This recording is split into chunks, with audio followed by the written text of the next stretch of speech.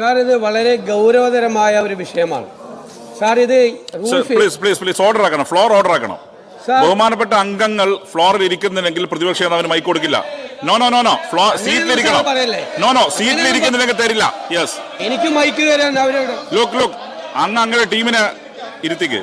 അതൊക്കെ എനിക്ക് മൈക്ക് തരില്ലെന്നൊന്നും പറയല്ലേ, അങ്ങനെയൊന്നും പറയല്ലേ, അങ്ങനെയൊന്നും പറയാൻ പാടില്ല.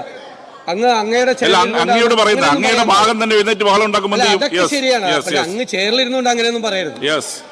ഇത് വളരെ ഗൗരവതരമായ വിഷയമാണ്. റൂൾ 50യുമായി ബന്ധപ്പെട്ട് ഏത് പ്രൊവിഷൻ അനുസരിച്ചിട്ടാണ് ഇതുപോലത്തെ ഒരു വിഷയത്തിന് ഒരു വളരെ പ്രധാനപ്പെട്ട ഒരു വെളിപ്പെടുത്തൽ ഉണ്ടായപ്പോൾ ഒരു MLA-യുടെ വസതിയിലേക്ക്, ഓഫീസിലേക്ക്, ഞങ്ങളുടെയൊക്കെ ഓഫീസിലേക്ക് മാർച്ച് നടക്കുന്നുണ്ട് എല്ലാ ആഴ്ചയും.